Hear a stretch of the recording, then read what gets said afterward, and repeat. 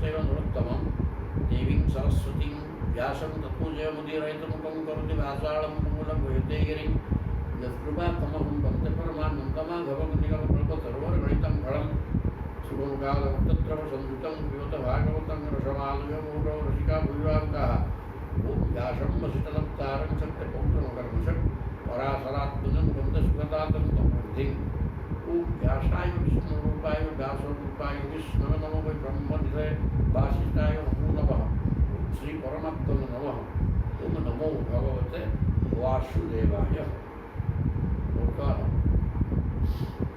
दशम स्कंध अध्याय 83 एथरे प्रभास समंत पंचक कुरुक्षेत्र में बर्तमान समस्ते मेल हो जाती पांडव मैंने आसछन्ति सियाड़े नंद यशोदा गोपांगना सब आसछन्ति इयाड़े द्वारकार भगवान कृष्ण उग्रसेन वसुदेव देवकी से सब सबुआड़ सब पड़े कहीं गोटे सेठी है कौन सूर्यपराग खग्रास मैंने संपूर्ण पूर्णग्रास आकाश को खाई खटे खाई तेणु दिन बेले तारका पड़ा अंधार दीर्घ समय व्यापिकला से समय जप तप ध्यान दान एगुड़ा सब कले बहुत पुण्य हम से समस्त पड़े चारिड़ भारत विभिन्न स्थान रजा मैंने सब परिपूर्ण होते बर्तमान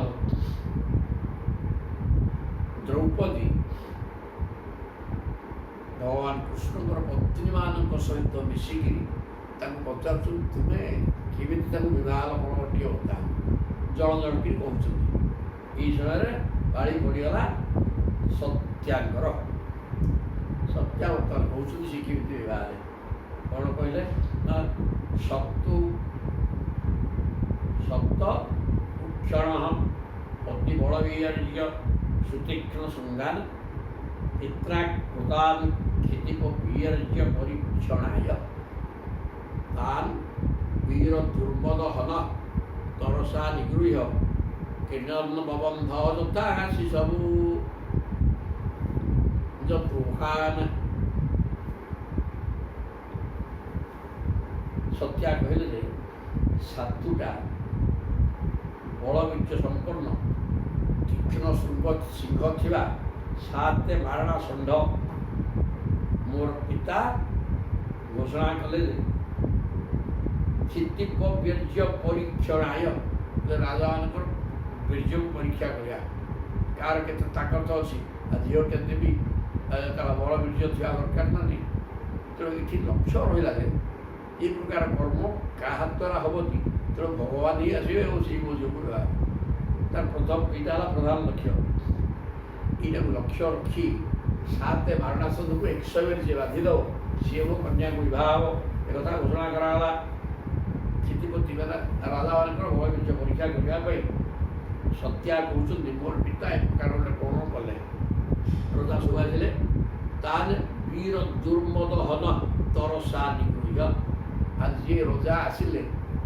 मारणा षंढ तीक्ष्ण सिंह सातुटा षंढ ए गाड़ी बही उड़े लोक ठोक 2 मिनट मर तेणु जी आसिले देखिए हरणकंप पड़े किए साहस करला तो सिंह केंचा खाई कुटा बाहरी पड़ा किए मला सब है किए भय आसिले ना किंतु कन्याटा सुंदरी तेणु सुंदरी इटी जीवन देवाई लोक प्रस्तुत होकर दौड़े के किए मले किए गले कि खटिया कामरा गला तापर भगवान तो सर्वज्ञ बुझे जे यहाँ मोरी ही लिखाई तेणु पलि आसे तान वीर दुर्मद हन तरसा निगृह्य वीर मानकर जो जड़े पराक्रमी ये अहंकार को दमन कर सात मारणा षंढ को भगवान कृष्ण एक समय 7 कृष्ण होगले एवं डाउडी बलद जो चिकरी बेंगड़ा पकेला भाया 7 जना को एकाठी बांधिकी पिला चोक छोट पिला जमी काठर षंढ को भिड़िकी आने नहीं आसे ସେମିତି ଅତି ସୁବିଧା ଦେଖିକି ନେଲେ। ତାପରେ କ'ଣ ହେଲା, ଜ ଇଥମ୍ ବୀର୍ଯ୍ୟ ଶୁକ୍ଳାଙ୍ଗାନ୍ ଦାସୀଭି ଚତୁରଙ୍ଗିଣୀ ପଥି ନିର୍ଜିତ୍ୟ ରାଜନ୍ୟାନ୍ ନିନ୍ନେ ତତ୍ ଦାସୀ ଅଷ୍ଟୁମେ। এই প্রকার କରିଦେବା ଫଳରେ ନିଜର ବୀର୍ଯ୍ୟ ପରାକ୍ରମକୁ ଶୁଳ୍କ ଆକାରରେ ଦେଇ କିଛି ଦେଇକି ସେ କନ୍ୟା ଆଗକୁ କନ୍ୟାକୁ କିଛି ଦେଇକି କନ୍ୟା ଆଣିବାକୁ ପଡ଼ୁଥିଲା। ତେଣୁ ଏଠି ପ୍ରଭୁ ବର୍ତ୍ତମାନ ଅଷ୍ଟ ଉଲ୍ଟା ହେଇଛି। ଯୌତୁକ କନ୍ୟା ଆଗକୁ ଆସୁଛି, କିନ୍ତୁ ଆଗରୁ ବର ଯାଇକିରି କନ୍ୟା ଆଗକୁ କିଛି ଦେଇକି ତାପରେ ଆଣୁଥିଲା କନ୍ୟା।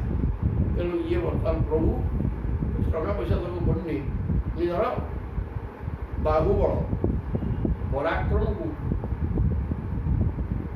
ଶୁଳ୍କ ଆକାରରେ ଦେଇ, ମାନେ ନିଜର ପରାକ୍ରମକୁ ଶୁଳ୍କ କର ହିସାବରେ ଦେଇକିରି ମୋତେ ବିବାହ କରିଥିଲେ। ତେଣୁ ପିତା ଚତୁରଙ୍ଗିଣୀ ସେନା ଦାସୀ ଅନେକ ଦାସୀଙ୍କ ସହିତ ମୋତେ ବିଦାୟ କରିଲେ। ତାପରେ ଯେତେବେଳେ ପ୍ରଭୁ ଆସିଲେ ମୋ ସହିତ, ଅନ୍ୟ ରାଜାମାନେ ମୋ ପ୍ରତି ଦୃଷ୍ଟି ରଖିଥିଲେ ଯେ ଆମେ କେମିତି ବିବାହ କରିବା। ତେଣୁ ସେଟାକ ବାଟରେ କ'ଣ କଲେ, ରାଜନ୍ୟାନ୍ ନିନ୍ନେ ନିର୍ଜିତ୍ୟ, ଅନ୍ୟ ରାଜାମାନେ ଆକ୍ରମଣ କଲେ। ଫଳରେ ଭଗବାନଙ୍କୁ କେଉଁ ରଜା କ'ଣ କରିବେ, ତେଣୁ ସମସ୍ତଙ୍କୁ ପରାଜୟ କରି ମୋତେ ଆଣିକିରି ଆସିଥିଲେ।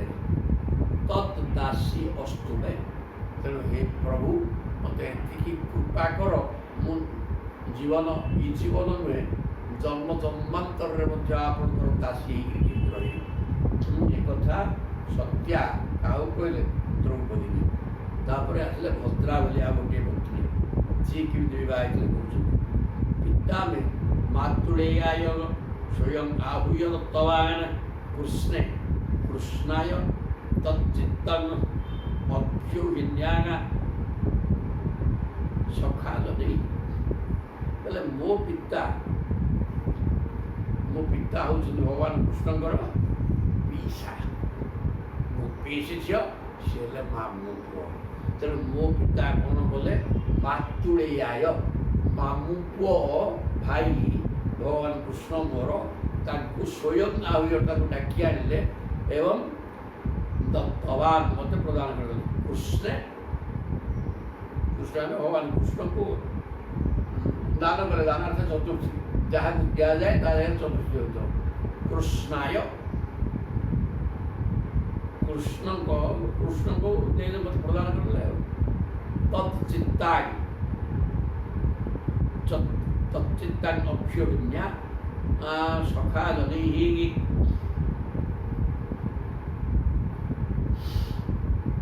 ଅକ୍ଷୌହିଣୀ ସେନା ବହୁ ଦାସୀଙ୍କ ସହିତ, ଅକ୍ଷୌହିଣୀ ସେନା ଅନେକ ଦାସୀ ଦେଇକିରି ମୋତେ ମୋର ମାମୁଁ ପୁଅ ଭାଇ କୃଷ୍ଣଙ୍କ ହାତରେ ସମର୍ପଣ କରିଦେଲେ। ମୁଁ ରୂପା ତାଙ୍କୁ ଡାକି ଆଣିକି ସରିଲା। ତାହେଲେ ଅଶ୍ୱମେ ପାଦ ସଂସ୍ପର୍ଶ ଭାବେ ଜନ୍ମନି ଜନ୍ମନି। ତେଣୁ ହେ ପ୍ରଭୁ, ମୋର ଜନ୍ମ କହୁନି ତ ପ୍ରଭୁ ପାଇଯାଇଛି। ଜନ୍ମ ଜନ୍ମାନ୍ତରରେ ମଧ୍ୟ ଶ୍ରୀ ପ୍ରଭୁଙ୍କର ପାଦ ସେବା କରିବା କର୍ମରେ ମୁଁ କେମିତି ରହିବି। କର୍ମଭି ଭ୍ରାମ୍ୟମାଣାୟ ଯେନ ତତ୍ ଶ୍ରେୟ ଆତ୍ମନଃ। ଆମେ ବିଭିନ୍ନ ପ୍ରକାର କର୍ମ କରି ସଂସାରରେ ବାରମ୍ବାର ଜନ୍ମ ହେଉଛି ଏବଂ ମରୁଛେ। ଏ ଜନ୍ମ ମରଣ ଚକ୍ରରେ ପଡ଼ି ଛଟପଟ ହେଉଛେ। କେବଳ ଯନ୍ତ୍ରଣା, ଶାରୀରିକ ରୋଗ କଷ୍ଟ, ମାନସିକ ଯନ୍ତ୍ରଣା ହିଁ ସଂସାର କେବଳ ଦୁଃଖମୟରେ। ମନ ଦୁଃଖକୁ ସୁଖ ବୋଲି କଳ୍ପନା କରେ, କଳ୍ପନା ମାତ୍ର। ଏଠାରେ ସୁଖ ବି ନାହିଁ, ଦୁଃଖ ହିଁ ଦୁଃଖ। ତେଣୁ ଇଏ ଦୁଃଖ ଯନ୍ତ୍ରଣାରୁ ମୁକ୍ତି ପାଇଁ ଆତ୍ମନଃ ଯତ୍ ଶ୍ରେୟ, ଏ ଆତ୍ମାକୁ ଉଦ୍ଧାର ପାଇଁ ଏକମାତ୍ର କଲ୍ୟାଣକର ପନ୍ଥା ହେଲା ଭଗବତ୍ ଚରଣାରବିନ୍ଦ ସେବା। ତଦ୍ ଭିନ୍ନ ପାଠ କିଛି ନାହିଁ। ତେଣୁ ମୁଁ କେମିତି ଜନ୍ମ ଜନ୍ମାନ୍ତରରେ ପ୍ରଭୁଙ୍କୁ ପାଦ ସେବା କରିବି, ଏ କଥା ସିଏ ମାଗିଥିଲେ। କହିଲେ ଆଉ କିଏ? ଭଦ୍ରା, ସିଏ ହେଉଛନ୍ତି ପ୍ରଭୁଙ୍କର ପିଇସି ଝିଅ ଭଉଣୀ। ତାପରେ ଆସିଗଲେ ଆଉ ଜଣେ ପତ୍ନୀ, 8 ଜଣ ହେଲେ।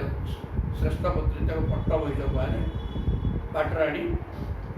ଆଉ ଜଣେ ହେଲେ ଲକ୍ଷଣା। ଲକ୍ଷଣା କହୁଛନ୍ତି ମମାପି ରାଜ୍ଞୀ ଅଚ୍ୟୁତ ଜନ୍ମ କର୍ମ ଶ୍ରୁତ୍ୱା ମୁହୁ ନାରଦ ଗୀତ ମାସଃ ଚିତ୍ତଂ ମୁକୁନ୍ଦେ କିଳ ପଦ୍ମ ହସ୍ତୟା ଭୂତ ସୁସମୃଶ୍ୟ ବିହାୟ ଲୋକପାଙ୍ଗନ। ଲକ୍ଷଣା କହୁଛନ୍ତି ଆଉ ମୁଁ କ'ଣ କରିବି? ମମାପି ରାଜ୍ଞୀ ଅଚ୍ୟୁତ ଜନ୍ମ କର୍ମ। ଦେବର୍ଷି ନାରଦ ଆସିକିରି ମୋ ଆଗରେ ଭଗବାନ ଶ୍ରୀକୃଷ୍ଣଙ୍କର ଜନ୍ମ ଏବଂ କର୍ମ ସମ୍ପର୍କରେ ଅନେକ କଥା ମୋ ଆଗରେ କହିଲେ। କହିବା ଫଳରେ ମୋ ମନ କୃଷ୍ଣଙ୍କୁ ପତି ରୂପରେ ପାଇବାକୁ ହେଲା। ସେସବୁ ଶୁଣି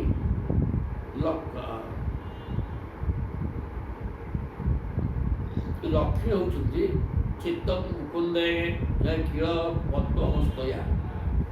ପଦ୍ମହସ୍ତ ମାନେ ଲକ୍ଷ୍ମୀ, ପଦ୍ମକୁ ହାତରେ ଧରିଥାନ୍ତି। ତାଙ୍କ ନାଁ ଲକ୍ଷ୍ମୀ ହିଁ ପଦ୍ମାଳୟା ପଦ୍ମା କମଳାଗ ଶ୍ରୀହରି ପ୍ରିୟାଗ। ପଦ୍ମ ବନ ଭିତରେ ସେ ରହନ୍ତି, ସେ ପଦ୍ମଟିଏ ଧରିଥାନ୍ତି। ତେଣୁ ସେ ଲକ୍ଷ୍ମୀ କ'ଣ କଲେ? ଭୂତ ସୁସମୃଶ୍ୟ ବିହାୟ ଲୋକପାନ। ସମସ୍ତ ଲୋକପାଳମାନେ ତାକୁ ପତ୍ନୀ ରୂପରେ ପାଇବାକୁ ଇଚ୍ଛା କରୁଥିଲେ, କିନ୍ତୁ ଲକ୍ଷ୍ମୀ ଭଗବାନଙ୍କୁ ଆଶ୍ରୟ କରିବାକୁ ଯାଇଥିଲେ।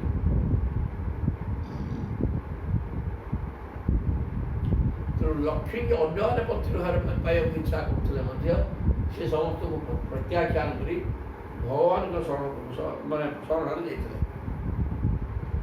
ସମସ୍ତ ଲୋକପାଳଙ୍କୁ ପ୍ରତ୍ୟାଖ୍ୟାନ କରିକି ତେଣୁ ମୋ ମନଟା ନାରଦଙ୍କ ଠାରୁ ପ୍ରଭୁଙ୍କର ଗୁଣ ଶୁଣିକିରି ମୋ ମନ ପ୍ରଭୁ ପାଇବାକୁ ସ୍ୱାମୀ ଭାବରେ ମୋ ଇଚ୍ଛା ହେଲା ମୋର। ତାପରେ ଜ୍ଞାତ୍ୱା ମମ ମତଂ ସାଧ୍ୱୀ ପିତା ଦୁହିତୃବତ୍ସଳଃ ବୃହତ୍ ସେନ ଇତି ଖ୍ୟାତଃ ତତ୍ରୁ ପାୟଂ ଅଚୀକରତ। ମୋ ପିତାଙ୍କ ନାଁ ହେଲା ବୃହତ୍ ସେନ।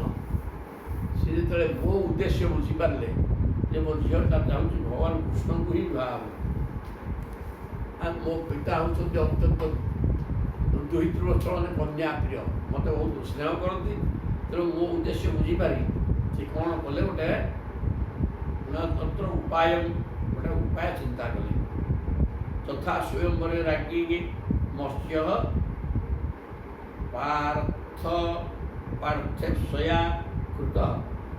ଯେମିତି ହେ ଦ୍ରୌପଦୀ ତୁମର ସ୍ୱୟଂବରରେ ଗୋଟେ ପାଣି କୁଣ୍ଡ, ତା ଉପରେ ଗୋଟେ ଉପରକୁ ଖୁଟ ପୋତା ହେଇକି ଗୋଟେ ମାଛ ରହିଲା ଚକ ଉପରେ, ସେ ଚକ ବୁଲିଲା, ସେ ମାଛ ପାଣି ଭିତରକୁ ଯାଇକିରି ମାଛର ଆଖିକି ଯିଏ ଭେଦ କରିବ ସିଏ ବିବାହ ହେବ। ଏଇଟା ସର୍ବୋତ୍ତମ ଦ୍ରୌପଦୀ ପଦ ରଖିଥିଲେ। ଅର୍ଜୁନ ତାହା ପୂରଣ କଲେ ଏବଂ ସେ ତୁମକୁ ବିବାହ ହେଇଥିଲେ। ଅୟନ୍ତୁ ବହି ଆଚ୍ଛନ୍ନ। କିନ୍ତୁ ତୁମଠାରୁ ଆମର ଠିକ୍ ଯଦିଓ ତାହା ତା ଦେହରେ ଟିକିଏ ପ୍ରଭେଦ ରହିଲା ଯେ ସେ ମାଛଟା ଘୋଡ଼ି ହେଇକି ରହିଥିଲା। ଦୃଶ୍ୟତେ ଜଳେ ପର ଜଣାପଡ଼ୁନଥିଲା, କିନ୍ତୁ ପାଣି ଭିତରେ ତାର ରୂପ ପ୍ରତିବିମ୍ବିତ ହେଉଥିଲା। ସେ ପାଣିକି ଦେଖିକି ଉପରକୁ ମାଛ କିଛି ଜଣାପଡ଼ୁନି କେଉଁଠି ଅଛି କ'ଣ ନାହିଁ, ଘୋଡ଼ା ହେଇଯାଇଛି। କିନ୍ତୁ ଭିତରେ ମାଛର ପାଣି ଭିତରେ ତାର ପ୍ରତିବିମ୍ବ ପଡ଼ୁଥିଲା। ଦୃଶ୍ୟତେ ଅନେକର ଚକୁଟା ଅଛି, ଉପରଟା ଘୋଡ଼ିଆ ହେଇଯାଇଛି। ତେଣୁ ସେ କିନ୍ତୁ ମାଛର ପ୍ରତିବିମ୍ବଟା ପାଣି ଭିତରେ ପଡ଼ୁଛି, ଘୋଡ଼ା ଭିତରେ ରହିକିରି, ଏବଂ ସେ ତାକୁ ଚାହିଁକିରି ମାଛକୁ ମାରିବ। এইটা ହେଇଥିଲା ଆମର ବ୍ୟବସ୍ଥା। ତେଣୁ ଏ ପ୍ରକାର ବ୍ୟବସ୍ଥା ଶ୍ରୁତ୍ୱା ଏତତ ସର୍ବତୋ ଭୂପା। ଏ କଥା ଶୁଣିକିରି ସବୁ ଦିଗରୁ ରାଜାମାନେ ଆସିକି ପହଞ୍ଚିଲେ। ଆଯଜୁଃ ମତ ପିତୁଃ ପୁରଂ। ମୋର ପିତାଙ୍କ ନଗରକୁ ଆସିକି ପହଞ୍ଚିଗଲେ। ସର୍ପାସ୍ତ୍ର ଶସ୍ତ୍ର ତତ୍ତ୍ୱଜ୍ଞା, ଯେଉଁ ରାଜାମାନେ ଅସ୍ତ୍ରଶସ୍ତ୍ର ଜ୍ଞାନ ଥିବା ରାଜା, ସ୍ୱପାଧ୍ୟାୟ ସହସ୍ରଶଃ, 1000 ସଂଖ୍ୟାରେ ଉପାଧ୍ୟାୟ ଗୁରୁଙ୍କ ସହିତ ଅନେକ ରାଜା ଆସିକି ପାଇଲେ ଅସ୍ତ୍ରଶସ୍ତ୍ର ଜ୍ଞାନ ଥିବା। ପିତ୍ୱା ସମ୍ପୂଜିତା ସର୍ବେ ସମସ୍ତେ ମୋ ପିତାଙ୍କ ଦ୍ୱାରା ପୂଜିତ ହେଲେ। ଯଥା ବିଦ୍ୟଂ ଯଥା ବୟସ ଏବଂ ପରାକ୍ରମକୁ ନେଇକରି ପିତାଙ୍କ ଦ୍ୱାରା ପୂଜିତ ହେଇ ଆଦତୁ ଶଶରଂ ଚାପಂ ବେଦ୍ଧୁଂ ପାର୍ଶ୍ୱଦି ମଧ୍ୟ ମୋତେ ପାଇବା ଅଭ୍ୟାସରେ ତାଙ୍କୁ ଧନୁ ଏବଂ ସର ଦିଆଗଲା। ମାର ମାଛକୁ ଆଇନ ତ ହେଲା ଆଉ ତେଣୁ ମୋତେ ପାଇବା ଅଭ୍ୟାସ ନେଇ ଭାରତର ବିଭିନ୍ନ ସ୍ଥାନ ସବୁ ରାଜାମାନେ ଆସିକି ପହଞ୍ଚିଗଲେ। ଆଦାୟ ସୃଜନ କିଏ ଥିଲେ? ସଜ୍ଜଂ କର୍ତ୍ତୁମ ନିଶ୍ଚରାୟ। ସେ ଧନୁରେ ଗୁଣ ଚଢ଼େଇବା ଅନେକ କରିପାରିଲେନି, ତେଣୁ ସେ ଲେଉଟିଲେ। ଆଉ କିଏ? କୋଟିଂ ଜ୍ୟାଂ ସମୁଦୃଶ୍ୟ। କୋଟି ମାନେ ଧନୁର ଗୋଟେ ଗୋଟେ ଦଉଟା ଲାଗିଛି, ଆର ପଟରେ ଧନୁକୁ ଆଣ୍ଟିକିରି ଧନୁକୁ ତଳୁଆ କରି ଗୁଣ ଚଢ଼େଇବ। ସେ ଗୁଣ ଚଢ଼ଉ ଚଢ଼ଉ ଯେହେତୁ କେ ଅମୁନା ହତା ଗୁଣ ଚଢ଼ଉ ଚଢ଼ଉ ସେ ଛିଟିକିରି ତାର ଆଘାତରେ ସବୁ ତଳେ ପଡ଼ିଲେ ଲୁଟା ହେଇକି।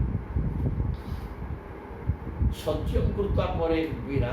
ଆଉ କେହି ବୀର ଧନୁ ଠିକ୍ ଭାବରେ ସଜେଇ ଦେଲେ, ମାନେ ଧନୁରେ ଗୁଣ ବାନ୍ଧିଦେଲେ ଏବଂ ମାଗଧା ଅମ୍ପୋଷ୍ଟ ଚେଦିପା ମଗଧରା ଜରାସନ୍ଧ ଅମ୍ପୋଷ୍ଟ ଚେଦିପତି ଶିଶୁପାଳ ଭୀମ ଦୁର୍ଯ୍ୟୋଧନ କର୍ଣ୍ଣ ନାବିନ୍ଦନ ତଦବସ୍ଥିତି।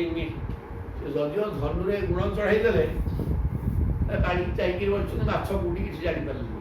ଆଉ ସ୍ୱର ବିନ୍ଧିବେ କାହାକୁ? ତେଣୁ ସ୍ୱର ବିନ୍ଧି ପାରିଲେ ନାହିଁ।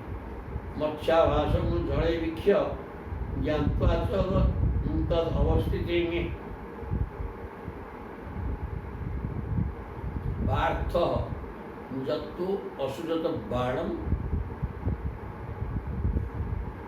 ନ ଚିନତ ଅସ୍ପର୍ଶ କର। କିନ୍ତୁ ଅର୍ଜୁନ ବି ଆସିଥିଲେ ଏବଂ ସେ ବର୍ତ୍ତମାନ ଆସିକିରି ଧନୁରେ ସର ଚଢ଼ି ମାଛକୁ ଚାହିଁ ପାଣି ଭିତରେ ଜଳେ ମାଛ ଜଳ ଭିତରେ ମାଛର ରୂପକୁ ଦେଖି ଚକ ଉପରେ ତାର ଅବସ୍ଥିତିକି ଜାଣିପାରି ଯଦିଓ ସର ମାଇଲେ ନା ছিল ଅସ୍ପର୍ଶ କର। ସେ ବର୍ତ୍ତମାନ ମାଛକୁ କ୍ଷତ କରି ନ ପାରି ଖାଲି ଛୁଇଁ ଦେଇକି ପଳାଇଥିଲା ସର। ମାନେ ଅର୍ଜୁନଙ୍କର ଯଦିଓ ଏଠି ପରାଜୟ ହେଲା, କିନ୍ତୁ ତାହା ଅନ୍ୟମାନେ କିଛି କହିପାରୁନଥିଲେ। ତାଙ୍କ ଶବ୍ଦ ମାଛକୁ ଛୁଇଁକିରି ଆସିଲା। କାହିଁକି? ତାହା ଯଦି ଯେହେତୁ ଭଗବାନଙ୍କର ହକ୍, ଭଗବାନ କୃଷ୍ଣଙ୍କର ପତ୍ନୀ ହେବା ପାଇଁ ବ୍ରହ୍ମାଙ୍କର ନିର୍ଦ୍ଦେଶ ରହିଛି, ବା ଏଇଟା ହେଲା ଭାଗ୍ୟର ଲିଖନ। ତେଣୁ ଅର୍ଜୁନ ଏଠି ମଧ୍ୟ ସରସନ୍ଧାନରେ ଫେଲ୍ ହେଇନାହାନ୍ତି। ସେଥିପାଇଁ କୁହାଗଲା ଯେ ସ୍ପର୍ଶ କଲା ମାଛକୁ, କିନ୍ତୁ ଭେଦ କରିପାରିବନି। ସୁଦର୍ଶନ ଚକ୍ର କୋଉଠୁ ପଠେଇ ଦେଇଛନ୍ତି, ଯେମିତି ମାଛର କିଛି କ୍ଷତି ମିଳୁନି, ନିଜେ ବାରିବେ। ତେଣୁକରି କୌଣସି ପ୍ରକାର ଅର୍ଜୁନ ଯଦିଓ ଯାଇକି ଫେଲ୍ ହେଇନାହାନ୍ତି, କିନ୍ତୁ ଉତ୍ତୀର୍ଣ୍ଣ ବି ହେଲେନି। କାହିଁକିନା ମାଛକୁ ସ୍ପର୍ଶ କରିପାରିଲା, ମାଛକୁ ଭେଦ କରିପାରିଲା ନାହିଁ। ତାପରେ ରାଜନ୍ୟେଷୁ ନିବୃତ୍ତେଷୁ ଭଗ୍ନ ମାନିଷୁ ଅତ୍ୟନ୍ତ ମାନି ମାନେ ଅଭିମାନିନୀ, ଅଭିମାନ ସଂଯୁକ୍ତ ମୁଁ ବଳ ପରାକ୍ରମ ବିଶିଷ୍ଟ ରାଜା, ସବୁକିଛି କରିଦେଇପାରିବି, ଏ ପ୍ରକାର ଅଭିମାନ ଥିବା ରାଜାମାନଙ୍କର ମନୋରଥ ମାନେ ଅଭିଳାଷ ପୂର୍ଣ୍ଣ ହେଇପାରିଲା ନାହିଁ। ଭଗ୍ନ ମନୋରଥ ହେଇଗଲେ, ଯେଉଁ ସେମାନେ ସବୁ ନିବୃତ୍ତ ହେଇଗଲେ। ତାପରେ ଭଗବାନ ଧନୁରାଦାୟ ଚାଲିଲେ। ଭଗବାନ କୃଷ୍ଣ ଧନୁ ଧରି ସଜ୍ଜତ୍ୱାତ ଲୀଳୟା ଖେଳିଲା ଭଳିଆ ଧନୁକୁ ବାନ୍ଧିକି ଥ୍ରୋ କରିଦେଲା। ତସ୍ମିନ୍ ସନ୍ଧ୍ୟାୟ ବିଶିକମ୍ ମତ୍ସ୍ୟମ୍ ବିକ୍ଷମ ସକୃତି ଜଳେ ଜଳ ଭିତରେ ମାଛ ଟିକେ ଦେଖି ତଳକୁ ଚାହିଁବ, ମାଛକୁ ଜଳ ଭିତରେ ଦେଖି ଉପରକୁ ମାରିବ ସର। ପ୍ରଭୁ ସେ କଥା କରି ଛିତ୍ୱା ଇଷୁଣା पातयित्तं सूर्योच्चाभिजिति स्थिते सूर्य अभिजित नक्षत्र थे से समय भगवान कृष्ण जाई अभिजित नक्षत्रटा 27 बाद 28 नंबर किंतु सीटा बांधने की चिंता अभिजित ही नक्षत्र केतले आसेनी आसो टाइम टेबल किए जानी कि बुझे सी के अल्प मुहूर्त केत आसो चलला सी तेणु सीटा नक्षत्र 27 नक्षत्र लिखाई 28 नंबर अभिजित सी कौटी लिखाए कौदिन केतले आसुँच किसी तार हिसाब पत्र ना तो भगवान अभिजित नक्षत्र बर्तमान आसला तेणु से समय से धनुरे सर चढ़े धनुरे जिया बांधी सर चढ़े माछु को उड़े देवी दुंदु भर नेदु जय शब्दु भयुता भूमि देवाश्च कुसुमा सारा मौचु हर्ष भी भड़ा है कौन ना स्वर्ग देवता मैंने दुंदुभिनाद कले एवं मर्त्यपुर व्यक्ति मैंने सब जय शब्द कले जय जगन्नाथ शब्द कले देवाश्च कुसुमा सारा देवता मैंने आकाश पुष्प उठी गले मुझ हर्ष विभोरा समस्ते आनंद विभोर होगले एवं पुष्प उठी गले तदरंग माँ विषम पुराभ्यां पदभ्यां प्रगृह कनकोज्ज्वल रत्नमाला नूतने निबीय परिधाय च कौशिकाग्रे सब्रीड़ हास बदनान कवरी धृतस्राट तापरे कहते किए से लक्ष्मण मुझको बेस जाटे स्वयंवर सभा थी फूल मोटा माळटा देवी ना नहीं वर्ण करी तेणु भगवान को वर्ण करने को बाहर केमी आम बेस होता शुभ तत् रंगम आविशन अहम मुझे रंग सभा बा स्वयंवर सभा भितर मुझे पहुँचली केमिका ना कल कुकुराभ्यां पदभ्यां पादरे झुलु झुलु होउछि नुपुर लगी झुलु झुलु शब्द पड़ुछि प्रगृह कनकोज्ज्वल रत्नमाला सुवर्ण सुना या फूलमाला मुझे पकड़ी प्रभु बेकर सुनार या विराट माला गोटे सी माळटी धरी दी हाथ में बर्तमान पादे नुपुर लगी नूतने निबीय परिधाय नूतन पट्टवस्त्र पाठ प्रधान कर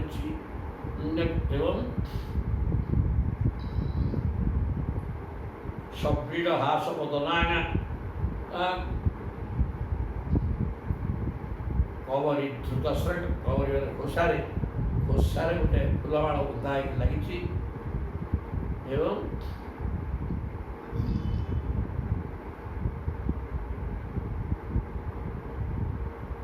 नुआ शाड़ी पिंधिक टुकड़ लगी अवस्था मुझे स्वयं सभा प्रवेश करी गोटे सुंदर विराट हार तो प्रभु को गला लंबे देली केमिका ना सब्रीड़ हास बदना कवरी धृतस्राट सब्रीड़ हास बदना मो मुख लाजे लाजेकरी मिठा हस बाहर मैंने लाज अच्छे असुख अच्छे ये प्रकार अवस्था मोर मुख भंगी करी प्रभु को बेकरे सुना हार टाक लंबेली तापर है कौन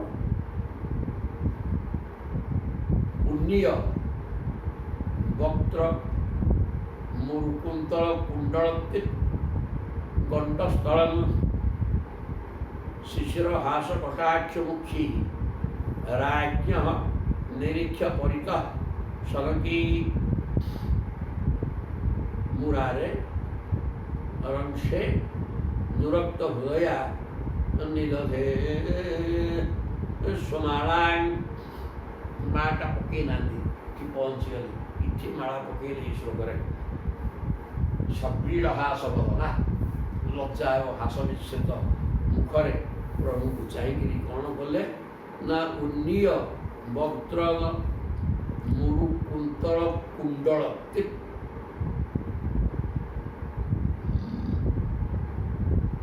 ମୁଁ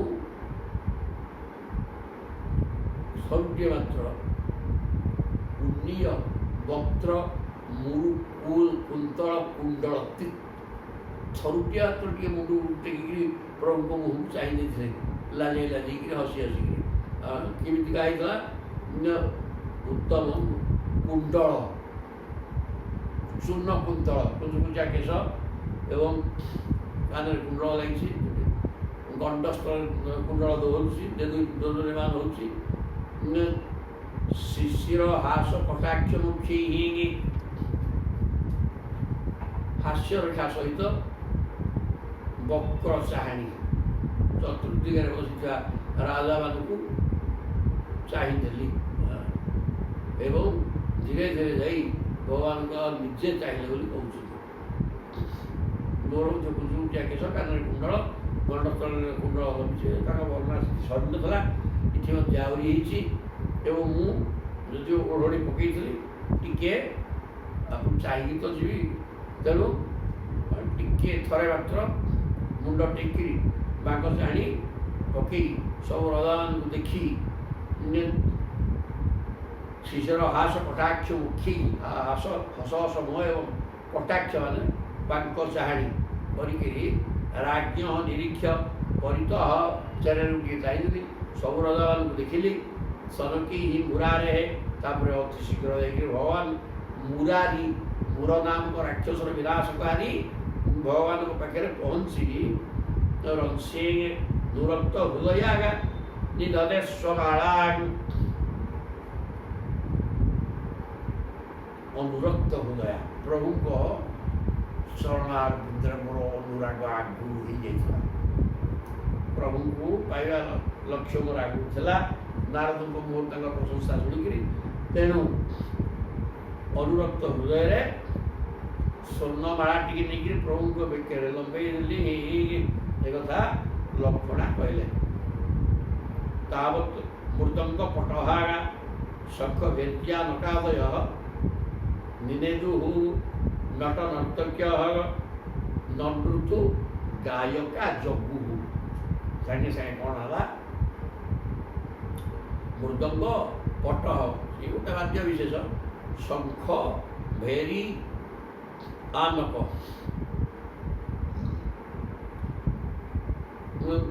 ଶଙ୍ଖ ଭେର୍ଯ୍ୟା ନକାଦୟ ଆନକ ଦୁନ୍ଦୁଭି ନୃତ୍ୟ ହେଲା ଶଙ୍ଖ ଭେରୀ ମୃଦଙ୍ଗ ସବୁ ବାଜିଲା ନିନେଦୁ ନଟ ନର୍ତ୍ତକ୍ୟ ନର୍ତ୍ତକୀ ଏବଂ ନର୍ତ୍ତକ ନଟ ମାନେ ନାଟ ଆସିଲା ନାଟୁଆଡ଼ି ନାଟୁଆଡ଼ି ସବୁ ନାଟ କଲେ ନୃତୁ ଗାୟକ ସବୁ ଗାୟନ କରିବା ଲୋକ ଗାଇଲେ ନାଟ କରିବା ଲୋକ ନାଟୁଆଡ଼ି ନାଟ କଲେ ବାଦ୍ୟ ବାଜିଲା ତାଳମେଳ ପକେଇକିରି এই প্রকার ସବୁ ହେଲା ଏବଂ ବୃତ୍ତେ ଭଗବତୀ ମୟେଷେ ରୂପଯୁକ୍ତ ବାହା ନ ସେହିରେ ଯାଜ୍ଞ ସେନି ସ୍ପର୍ଦ୍ଧନ୍ତ ହୃଦୟା ପୁରା ଏବଂ ବୃତ୍ତେ ଭଗବତୀ ପ୍ରକାର ଭଗବାନଙ୍କୁ ମୁଁ ବରଣ କରିଦିଅନ୍ତେ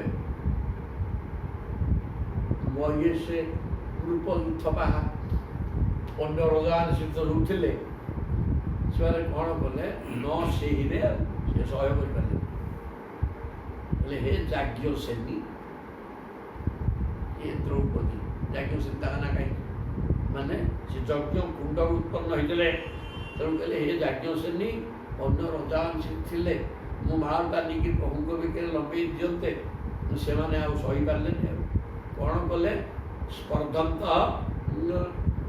ଋତୁଶୟା ପୁରା ସେମାନେ ବ୍ୟଗ୍ର ହେଇଗଲେ ଏବଂ ପ୍ରଭୁଙ୍କ ସହିତ ଯୁଦ୍ଧ କରିବାକୁ ଆରମ୍ଭ ସ୍ପର୍ଦ୍ଧା କଲେ ଯୁଦ୍ଧ କରିବାକୁ ପ୍ରସ୍ତୁତ ହେଲେ ମାନ୍ ତାବତ୍ ରଥବାୟୁ ହୟରତ୍ର ଚତୁଷ୍ଟୟମ୍ ସାରଙ୍ଗମ ଉଦ୍ୟମ୍ୟ ସନ୍ନଧ ତସ୍ତୌ ଆଜୌ ଚତୁର୍ଭୁଜ ପ୍ରଭୁ ଦେଖିଲେ ଆଚ୍ଛା ହଉ ଭଲ ହବ ତେଣୁ କ'ଣ କଲେ ସାଙ୍ଗେ ସାଙ୍ଗେ ମାନ୍ ତାବତ୍ ରଥମାରୋପ୍ୟ ତାକୁ ଛାଡ଼ିକି କୁଆଡ଼େ ଯିବେ? ତେଣୁ ଲକ୍ଷ୍ମଣଙ୍କୁ ସାଙ୍ଗରେ ଧରି ରଥ ଆରୋହଣ କରି କିଏ ନନ୍ଦିଘୋଷ ରଥରେ ବସି ପଡ଼ିଲେ। ଚାରିଟା ଘୋଡ଼ା ତାଙ୍କର ଘୋଡ଼ା ଚାରି ଲାଗିଛନ୍ତି। ଆଉ ସେ ଘୋଡ଼ା ଚାରି ଲାଗିଥିବା ନନ୍ଦିଘୋଷ ରଥରେ ପ୍ରଭୁ ବସାଇଣ ଦେଲେ। ସାରଙ୍ଗ ଧନୁକୁ ଧରିଲ ଯୁଦ୍ଧ ଆରମ୍ଭ ହେଲେ। ତେଣୁ ଧନୁ ନା ସାରଙ୍ଗ ଧନୁ। ସାରଙ୍ଗ ଧନୁ ଧରିକି କ'ଣ କଲେ? ସନ୍ନତ ହସ୍ତଉ ଆଜୁ ଚତୁର୍ଭୁଜ, ଚାରି ହାତ ହେଇଗଲା। ଯାହା ଚାହିଁବେ ସିଏ ହେଇଯିବେ। ଚତୁର୍ଭୁଜ ହେଇକିରି ନନ୍ଦିଘୋଷରେ ମୋତେ ବସେଇ ଦେଇ ଧନୁ ଧରିକି ବାହାରିଲେ। ସାରଙ୍ଗ ଧନୁ ଧରି ରଜା ଗୁଡ଼ାକ ଯୁଦ୍ଧ କରିବାକୁ ପ୍ରସ୍ତୁତ ହେଉଥିଲେ। ତାଙ୍କୁ ମାଇଲେ ସର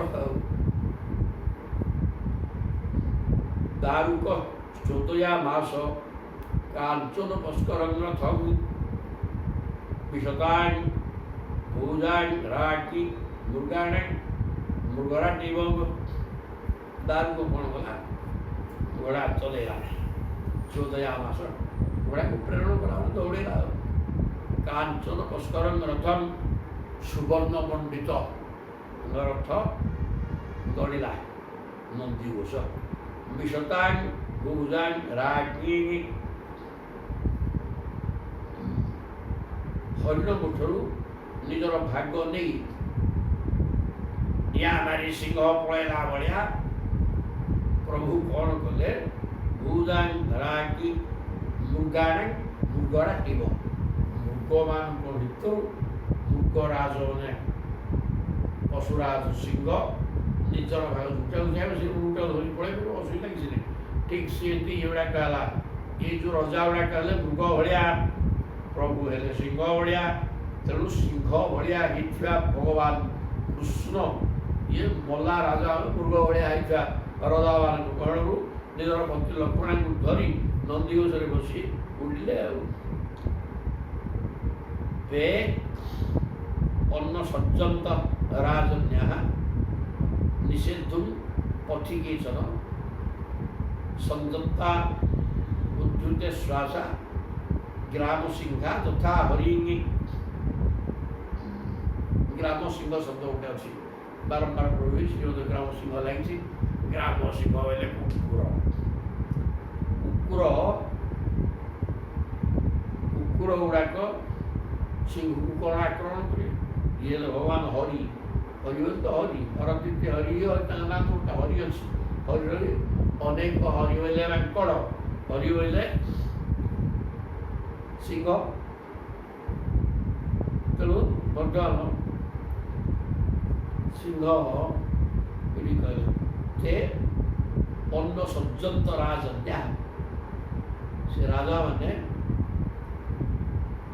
ଭଗବାନଙ୍କୁ ଅଟକାଇବାକୁ ଧନୁଷର ନେଇ ରଥ ପଛରେ ଗୋଡ଼େଇଲେ। କୌଣସି ଯୁଦ୍ଧ କରୁନାହାନ୍ତି, ରଥରେ ଚାଲିଲେ। ଇଏ ଲୋକ ଗୁଡ଼ା ରଜା ଗୁଡ଼ା ଗୋଡ଼େଇଲେ ତାଙ୍କ ପଛରେ। କିନ୍ତୁ କୁକୁରମାନେ ସିଂହକୁ ଅଟକାଇବାକୁ ଚେଷ୍ଟା କରି ବିଫଳ ହେଲା ପରି ସେମାନଙ୍କର ସେଇ ଚେଷ୍ଟା ବିଫଳ ହେଇଗଲା। ଗ୍ରାମ ସିଂହା ଯଥା ହରି। ଗ୍ରାମ ସିଂହ ମାନେ କୁକୁର ଗୁଡ଼ାକ, ହରିମାନେ ସିଂହ ପଛରେ ଗୋଡ଼େଇକିରି, ସିଂହର ତ କିଛି କ୍ଷତି କରିପାରିବେନି, ଭୁକିବା ତାଙ୍କର କାମ। ତେଣୁ ଭୂ ହୋଇକିରି ଗୋଡ଼େଇକିରି ସିଂହ ପଛରେ କୁକୁର ଗଲା ଭଳିଆ ରଜାମାନେ ଦୌଡ଼ିଲେ। ପ୍ରଭୁ ନନ୍ଦିଘୋଷରେ ବସିଛନ୍ତି, କ୍ଷିପ୍ର ଗତିରେ ସାରଥି ଚଲେଇଛି। ତେଣୁ ତାଙ୍କର ଆଉ କିଛି କହିପାରିଲେ, ଯୁଦ୍ଧ ଫୁଦ୍ଧ ହେଇନି। ମାଙ୍କଡ଼ ଚାଲିଲେ। ତେ ସାରଙ୍ଗଚ୍ୟୁତ ବାଣୌଘି କୃତ ବାହୁଘ୍ରି ଅନ୍ଧରା ନିପେତୁ ପ୍ରଧନେ କେଚିତ୍ ଏକେ ସତ୍ୟଜ୍ୟ ଦୁଦ୍ରଉ। ତଥାପି ଯଦି କେହି ରଜା ସମ୍ମୁଖକୁ ତାଙ୍କର ଆସିଲେ, ପ୍ରଭୁ କ'ଣ କଲେ ନା ସାରଙ୍ଗ ସ୍ୟୁତ ବାଣ ହୋଇ ସାରଙ୍ଗ ଧନୁରୁ ବାଣ ଛାଡ଼ିକିରି ମାଇଲେ। ସାରଙ୍ଗ ଧନୁକୁ ଆକର୍ଷଣ କରିକି ସର ମାଇଲେ। ମାରିକିରି କ'ଣ କଲେ? କୃତ କାଟି ପକାଇଲେ। ଦ୍ୱିତୀୟତଃ କୃତ କାଟିବା, କାଟି ପକାଇଲେ। ତାର ବାହୁ, ତାର ଜଙ୍ଘ, ତାର ବେକ ଆଉ କାଟିକି ପକାଇଲେ। ନିପେତୁ ପ୍ରଧନେ ଯୁଦ୍ଧରେ ସବୁ ମରିକିରି ପଡ଼ିଲେ। କେଚିତ୍ ସତ୍ୟଜ୍ୟ ଦଧ୍ରୁବୁ ଆଉ କେହି କେହି ଦେଖିଲା ୟାଙ୍କର ତ ଆମେ ସର ମାରିକି ପ୍ରଭୁଙ୍କୁ ଅଙ୍ଗ ସ୍ପର୍ଶ କରୁଛୁ, ସେ ତ ସର ମାରିକି ସମସ୍ତଙ୍କର ହାତ ଗୋଡ଼ ମୁଣ୍ଡ କାଟିକି ଗଦେଇ ଦେଲେନି। ଏଠି ରହିଲେ ମୃତ୍ୟୁ ସୁନିଶ୍ଚିତ ବୋଲି ଚିନ୍ତା କରି ଯୁଦ୍ଧം ସତ୍ୟଜ୍ୟ ଦଧ୍ରୁବୁ ବିକଳିଆ ହେଇକି କିଏ କୁଆଡ଼େ ଦୌଡ଼ିଲେ। ତତଃ ପୁରୀକି ଯଦୁପତି ହେଇକି ଅଚଳଂ କୃତାଂ ରବି ସଦଧ୍ୱଜପଟ ଚିତ୍ରତୋରଣାଣି କୁଶସ୍ଥଳୀ ଦିବି ଭୁବିକି ଚାଭିସଂସ୍କୃତାଂ ସମାବିଶତ୍ତର ଶିରୀ ତରଣୀରିବ সুকেতনম তরণী। তরণী হইলে নৌকা, তরণী হইলে সূর্য তরণীরে গতাগত তরণী উচ্চিত। তরণী হলে সূর্য এবং তরণীর মধ্যে নৌকা। তাহলে সমাবিশত তরণী হিব শ্রুতির সুকেতনম। সূর্য নিজ କେତନାନୀ ଘରେ ପ୍ରବେଶ କଲା ଭଳିଆ ବର୍ତ୍ତମାନ ପ୍ରଭୁ ସୂର୍ଯ୍ୟଙ୍କ ଭଳିଆ ତେଜସ୍ୱୀ ସେ ଦ୍ୱାରକାରେ ପ୍ରବେଶ କରିଗଲେ। ତତଃ ପୁରୀଙ୍ଗି ଯଦୁପତି ଅଚଳଂ କୃତାଂ ପୁରୀ। ଦ୍ୱାରକାପୁରଟା ସୁସଜ୍ଜିତ ହେଇକି ଅଛି। ପ୍ରଭୁ ବିବାହ କରିକି ଆସିବେ ତ କନ୍ୟା ଆଣିକି ପ୍ରଭୁ ସୁସଜ୍ଜିତ ହେଇ ତା ପୂର୍ବରୁ ରହିଛି। ଅଳଙ୍କୃତାଂ ରବି ସଦଧ୍ୱଜ ପଟ୍ଟ ବିଚିତ୍ର ତୋରଣା। ଧ୍ୱଜମାନେ ପତାକା ଲାଗିଛି, ଆମପତ୍ର ଲାଗିଛି, ତୋରଣା ସବୁ ହେଇଛି। ତୋରଣ ଏହି ପ୍ରକାର ହେଇକିରି ଅତ୍ୟନ୍ତ ସୁସଜ୍ଜିତ ଦ୍ୱାରକାପୁରରେ କୁଶସ୍ଥଳୀଙ୍ଗନ ଦ୍ୱାରକା ଦେବୀ ଭୂମି ଚାବି ସଂସ୍କୃତା। ସ୍ୱର୍ଗର ଦେବତାମାନେ ସ୍ତୁତି କରୁଛନ୍ତି, ମଧ୍ୟରେ ସମସ୍ତ ପ୍ରଜା ସ୍ତୁତି କରୁଛନ୍ତି, ଦ୍ୱାରକାବାସୀ ସ୍ତୁତି କରୁଛନ୍ତି। ଏହି ପ୍ରକାର ଅବସ୍ଥାରେ ସୁସଜ୍ଜିତ ଦ୍ୱାରକା ପୁରୀରେ ଭଗବାନ ପ୍ରବେଶ କଲେ। କେମିତି ନା ସୂର୍ଯ୍ୟ ଯେମିତି ତେଜସ୍ୱୀ ସୂର୍ଯ୍ୟ ଅସ୍ତାଚଳରେ ପ୍ରବେଶ କରନ୍ତି, ଇଏ ସେମିତି ପ୍ରବେଶ କରିଗଲେ ତାଙ୍କର ଦ୍ୱାରକାପୁରରେ। ତାପରେ କିସ ହେଲା? ପିତାମେ ପୂଜୟା ମାସ ସୁହୃଦ ସମ୍ବନ୍ଧୀ ବାନ୍ଧବାନେ ମହାର୍ହ ବାସ ଅଳଙ୍କାରୀ ହିଁ ଶଯ୍ୟାସନ କରି ସଜେଇ ହିଁ। ତାପରେ ମୋର ପିତା ମଧ୍ୟ ବହୁତ ଖୁସି ହେଲେ। ସେ ତାଙ୍କର ହିତକାମୀ ମିତ୍ର ସମ୍ବନ୍ଧୀୟ ବନ୍ଧୁମାନଙ୍କୁ ବହୁମୂଲ୍ୟ ବସ୍ତ୍ର, ଆଭୂଷଣ, ଶଯ୍ୟା, ଆସନ, ନାନା ପ୍ରକାର ସାମଗ୍ରୀ ଦେଇ ସମ୍ମାନିତ କଲେ। ପିତାମେ ପୂଜୟା ମାସ ସୁହୃଦ ସମ୍ବନ୍ଧୀ ବାନ୍ଧବାନ ବନ୍ଧୁବାନ୍ଧବ ସମସ୍ତଙ୍କୁ ସତ୍କାର କଲେ ଏବଂ ସବୁ ବସ୍ତ୍ର, ଅଳଙ୍କାର, ଶଯ୍ୟା ଇତ୍ୟାଦି ଇତ୍ୟାଦି ସବୁ ଦାନ କଲେ। ଦାସୀଭି ସର୍ବସମ୍ପଦ୍ଭି ଭଟ୍ଟେ ରଥବାଦୀ ଆୟୁଧାନି ମହାରହାଣି ଦଦୌ ପୂର୍ଣ୍ଣସ୍ୟ ଭକ୍ତିତଃ।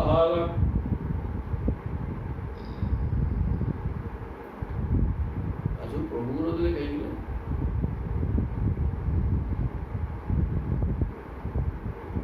ଆଉ ଭଗବାନ କ'ଣ ଦେବେ? ସେ ତାଙ୍କର ତ ସେ ପୂର୍ଣ୍ଣ କାମ, କୌଣସି କାମନା ନାହିଁ, କିଛି ପାଇବାର ନାହିଁ। ତାଙ୍କର ପାଇବାର କିଛି ନଥାଏ। ତେଣୁ ପ୍ରଭୁ କ'ଣ ତଥାପି ମୋ ପିତା ଦେଲେ କ'ଣ ନା ଦାସୀ ବି ସର୍ବସମ୍ପତ୍ତି, ବହୁତ ପ୍ରଚୁର ସମ୍ପତ୍ତି ଦେଲେ, ଅନେକ ଦାସଦାସୀ ଦେଲେ। ଦାସୀ ବି ଭଟ୍ଟେ ଭଟ୍ଟ ଯୋଦ୍ଧା ସୈନ୍ୟ ଦେଲେ, ହାତୀ, ରଥ, ଘୋଡ଼ା ଘୋଡ଼ା ଦେଲେ ହାତୀ ଦେଲେ ରଥ ବି ଦେଲେ ମାନେ ପଦାତିକ ରଥାରୋହୀ ଅଜାରୋହୀ ଅଶ୍ୱାରୋହୀ ସବୁ ଦେଲେ। ଆୟୁଧାନି ମହାରାଣୀ ବହୁମୂଲ୍ୟ ଆୟୁଧ ଦଦୌ ପୂର୍ଣ୍ଣସ୍ୟ ଭକ୍ତିତଃ ଯେଉଁ ପ୍ରଭୁ ପରିପୂର୍ଣ୍ଣ କୌଣସି ଆବଶ୍ୟକତା ନାହିଁ ତଥାପି ମୋର ପିତା ସେ ପ୍ରଭୁ ସବୁ ଦେଲେ କନ୍ୟାଦାନ ତ କଲେ ସବୁ ଦେଲେ କିଛି କିଛି ହେବ। ଆତ୍ମା ରାମସ୍ୟ ତସ୍ୟେମା ବୟಂ ବୈ ଗୃହଦାସିକା ସର୍ବ ସଙ୍ଗ ନିବୃତ୍ତ୍ୟାଧା ତପସା ଚ ବଭୂବିମମ କହିଲେ ଆତ୍ମା ରାମସ୍ୟ ତସ୍ୟ ଇମା ବୟಂ ବୈ ଗୃହଦାସିକା ସେ ତ ଆତ୍ମାରେ ରମଣ କରନ୍ତି କାହା ସହିତ ରମଣ କରିବା ତାଙ୍କର ଦରକାର ନାହିଁ କାହା ମାଧ୍ୟମରେ ସୁଖ ତାଙ୍କର ତ ନାହିଁ ତେଣୁ ସେ ସଦାବେଳେ ଆତ୍ମାରାମ। ତେଣୁ ପୂର୍ବଜନ୍ମରେ ସକଳ ଆସକ୍ତି ଛାଡ଼ିଦେଇ କିଛି ତପସ୍ୟା କରିଥିଲେ ନିଶ୍ଚିତ ସର୍ବସଙ୍ଗ ନିବୃତ୍ତ ଆଧା ତପସ୍ୟା ଚ ବହୁ ପୂର୍ବଜନ୍ମରେ ସମସ୍ତ ସଙ୍ଗ ପରିତ୍ୟାଗ କରି କିଛି ତପସ୍ୟା କରିଥିଲେ ଯାହାଫଳରେ ମୁଁ ଭଗବାନଙ୍କୁ ନିଜର ସ୍ୱାମୀ ରୂପରେ ପାଇଗଲି। ଜୟ ଜଗନ୍ନାଥ।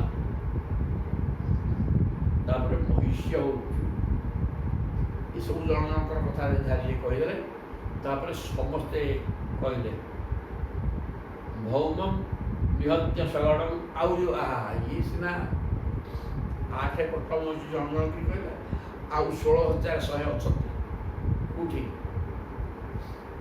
ସମସ୍ତେ ଗୋଟିଏ ଦଶା ଭୌମାସୁର ବା ଭୌମାସୁର ଭୌମଂ ନିହତ୍ୟ ଶଗଡ଼ଂ ଯୁଧିତେନ ରୁଦ୍ଧା ଜ୍ଞାତ୍ୱା क्षितिजये जितराज कन्या निर्मुच्य संश्रुति विमोक्ष मनुष्य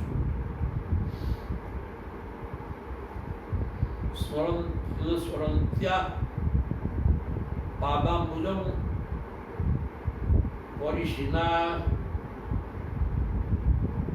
परिणाय च आप्तकामः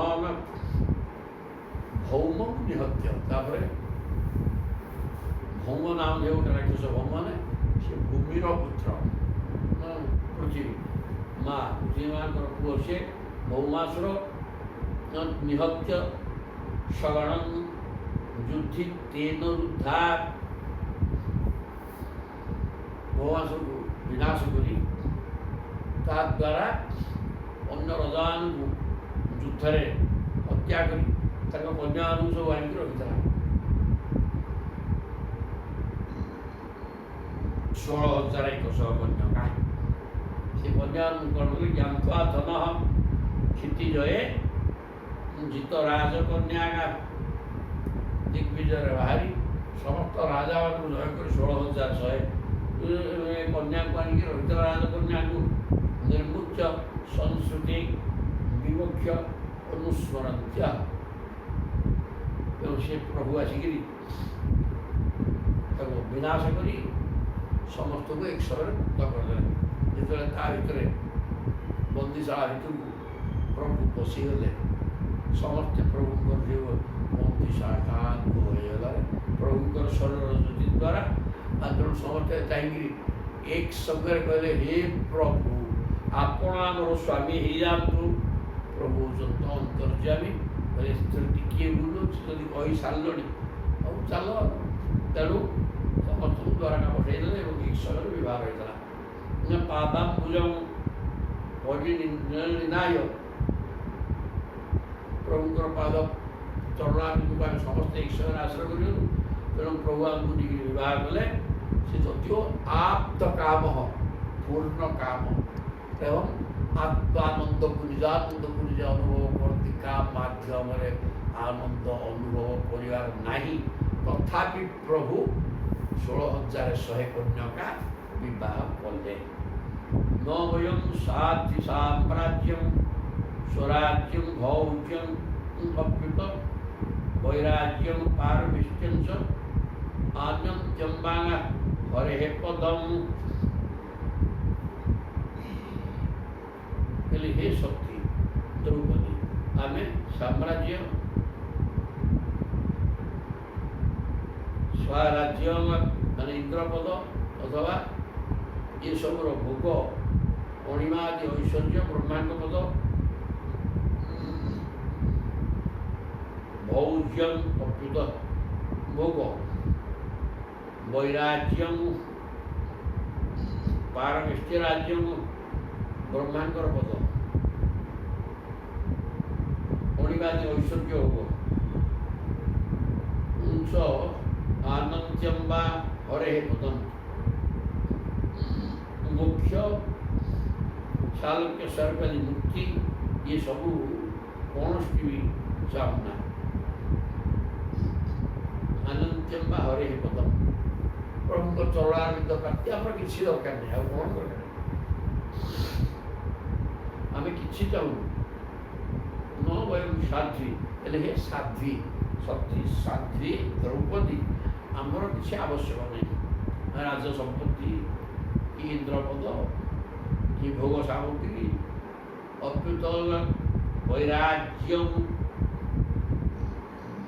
ऐश्वर्य पारमिष्ट राज्यम ब्रह्मा ब्रह्मलोक आनंदम बा हरे पदम अथवा मुक्ति बा श्रीहरिकर चरणारविंद प्राप्ति आमर किसी दरकार नहीं ये कामया मोहन महे हित श्रीमद पादरज श्रिय उच्च कुंकुम गंधाढ्यम मूर्ध्ना अबोढुम गदाभूत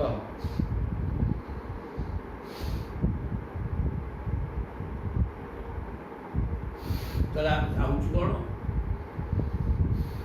ये चाहूँ जे आमर प्रियतम प्रभुंकर मो मोर शरण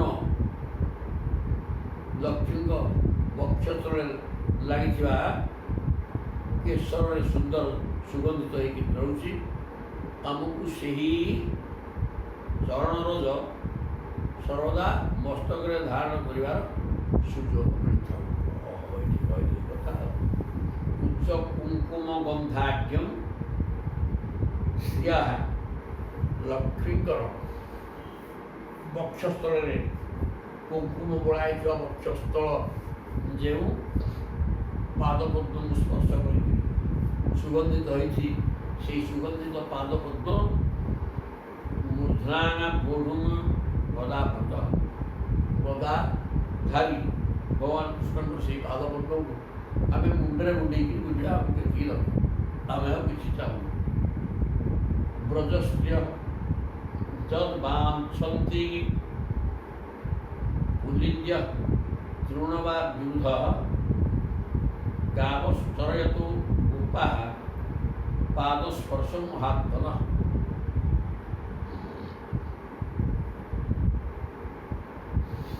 उदार शिरोमणि भगवान उच्चारण करने समय गोपाल गोपीगण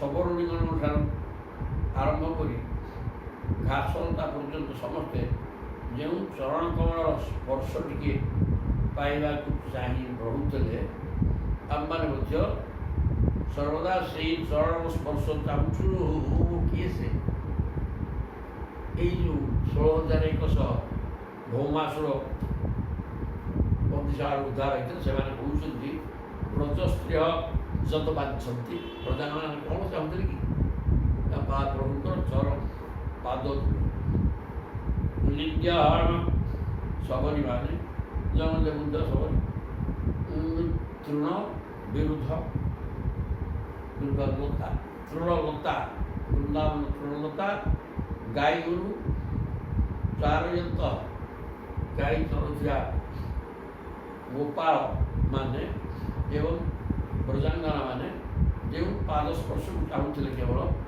आम से महात्मा महात्मा महापुरुष भगवान श्रीकृष्ण चरणारविंद स्पर्श चाहूँ अन्य किसी आम कामना नहीं इति श्रीमद्भागवते महापुराणे संहितायां दशमस्कन्धे उत्तरार्धे त्रशीतितमोऽध्यायः यासि हल अस्मिन् 84 वसुदेवयज्ञः श्रीशुक उवाच भवतां शुकदेव पूजते परिहितं श्रुत्वा उत्था सुबलपुत्रर्थ यज्ञ सेनानी माधव्यथ क्षितिपत्न उत सुगुप्य कृष्णे अखिलात्मनिहरौ प्रणयानुबन्धं सर्वा विशिष्यु रमश्रुकलाख्य श्रुत्वा उत्था कुन्ती सुबलपुत्रथ यज्ञ सुबल कुन्ती सुबलपुत्री किए गांधारी सी दुर्बलपुत्री सुबलंकर कन्या गांधारी याज्ञ से निगने यज्ञ द्रुपद कन्या द्रुपद यज्ञ यज्ञागिरी बाहर थे याज्ञ से द्रौपदी कुंती गांधारी द्रौपदी प्रवृत्ति माधव्यथ क्षिति पत्नी माधव्य माने भगवान पत्नी माने क्षितिप पत्नी और अन्य राजा मान पत्नी मैंने उत सुगुप्य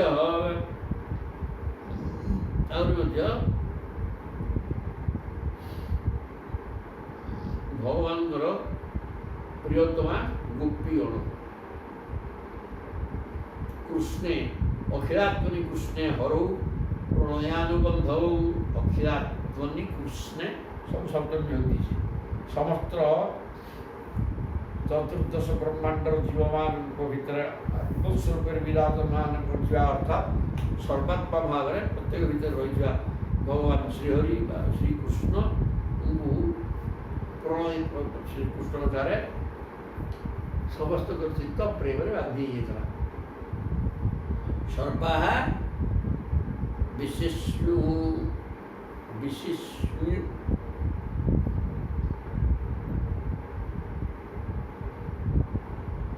स्मर मश्रु कला गुणाख्य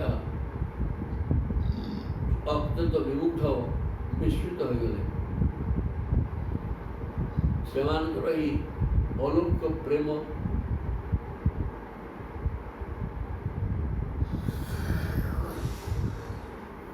प्रभुकर स्त्री मान अलौकिक प्रेम देखिक समस्ते विहोल हो समस्त नयन आखिर दुख पड़ा कि कुंती द्रौपदी गांधारी जदिव द्रौपदी प्रश्न करते सब थे ये समस्त बर्तमान भगवान पत्नी मानकर प्रेम भाव कृष्ण प्रति जो प्रेम भाव देखी सब मुग्ध हो गले नीति संभाषमाणास्तु मानासु स्त्रीषु नृभिर्नृषु आयुः मुनयः तत्र कृष्ण राम दिदृक्षया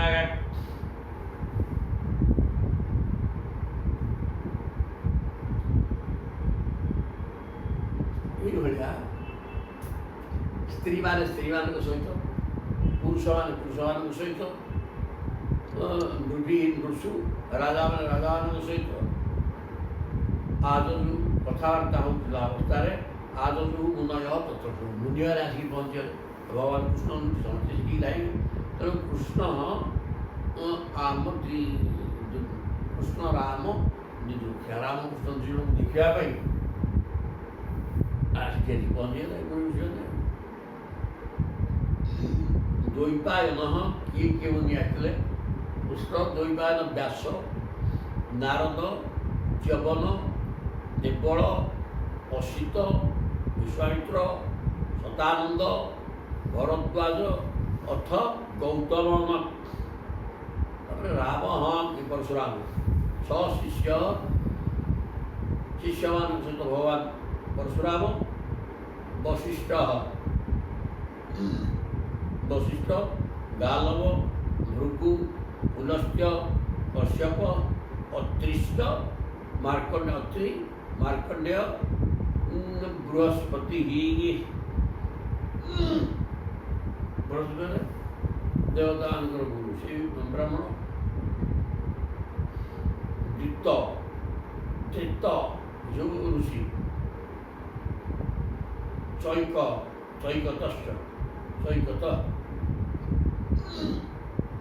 ତ୍ରିତ ଏକତ ବ୍ରହ୍ମପୁତ୍ର ତଥା ଗିରା।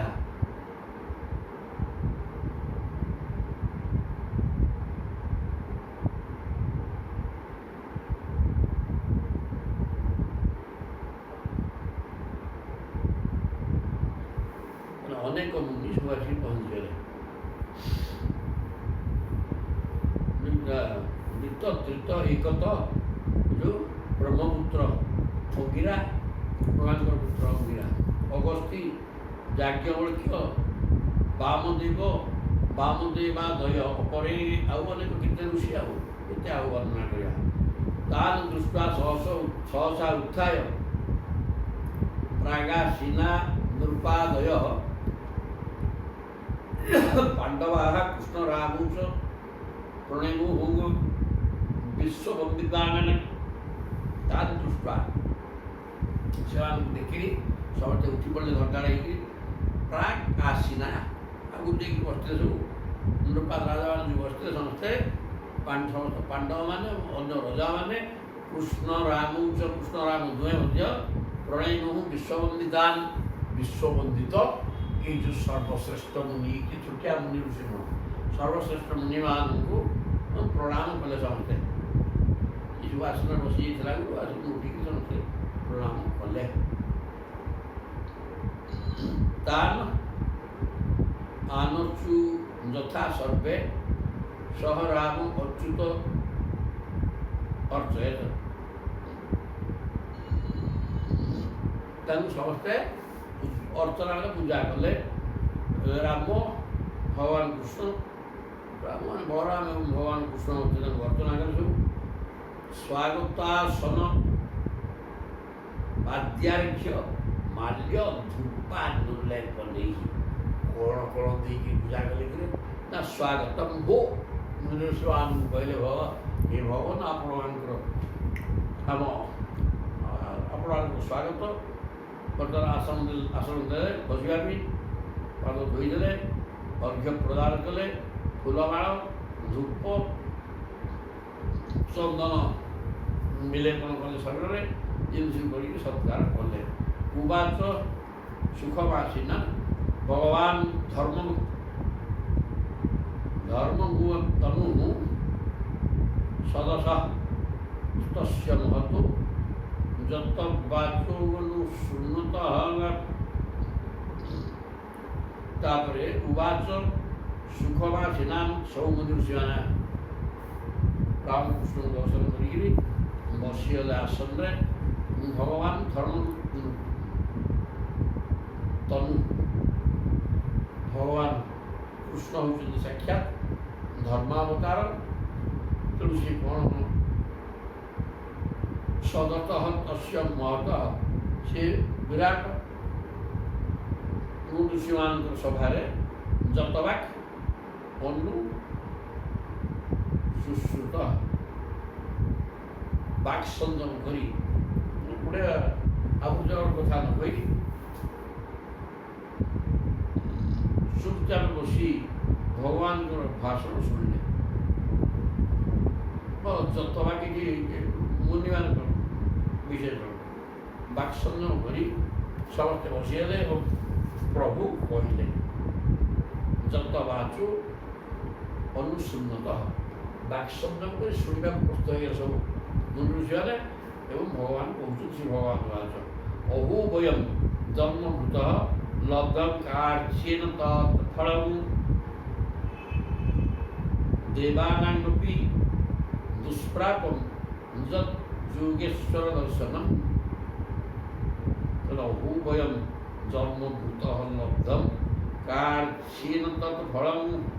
जाऊ एते काल मोर पळेला एभलिया तुच्छ कुटर ब्रह्मदर्शी मुनिमानकर दर्शन मते ही नथला। आज मोर जन्मटा सफल हो गला माने एते दिन पर आज दिन रे आपण मान भलिया उच्च कुटर ब्रह्मदर्शी साधु संत सहित मिला मोर जन्म आज सफल हो गला।